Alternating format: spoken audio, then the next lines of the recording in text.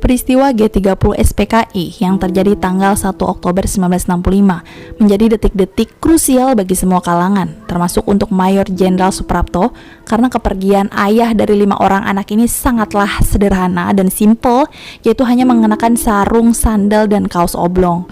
Sehari sebelum peristiwa penculikan terjadi, Ratna, yaitu anak sulungnya, menangkap ada perilaku aneh dari sang ayah. Ratna merasa keanehan itu saat berbincang di ruang kerja sang ayah. Bapak menyodorkan sebuah pertanyaan yang terasa menyentak hati. "Kamu sedih tidak kalau bapak meninggal dunia?" ujarnya. Karena terkejut, Ratna pun tidak lekas menjawab pertanyaan tersebut. "Bapak ini ngomong apa sih?" jawab Ratna dengan singkat. Dialog itu pun tidak berlanjut. Hingga Jumat dini hari, Suprapto meninggalkan rumah dan pergi untuk selamanya. Selain Ratna, ada 4 anak Suprapto lainnya.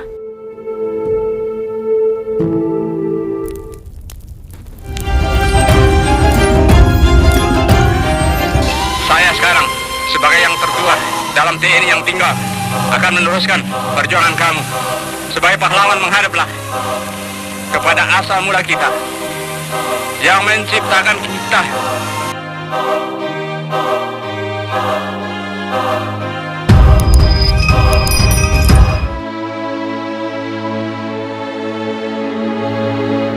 Suara yang keras itu hampir membangunkan seluruh penghuni rumah. Ratna Purwati yang saat itu berusia 18 tahun termasuk yang terbangun. Dan rumah Majen Suprapto tidak ada penjagaan ketika itu.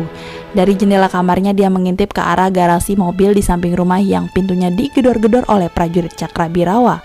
Bunyi gedobrakan dari arah luar terdengar menyeramkan. Ujar Ratna dalam buku Kunang-Kunang Kebenaran di Langit Malam.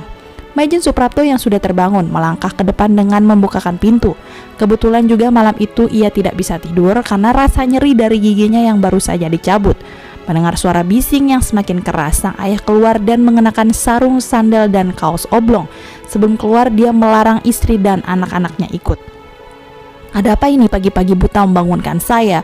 kata Jenderal Suprapto kepada prajurit Cakrabirawa. Kopral II Suparman menyambut Suprapto dan mengatakan bahwa Presiden ingin segera bertemu. "Siapa? Bapak dipanggil untuk menghadap Presiden Soekarno sekarang juga," jawab salah satu prajurit.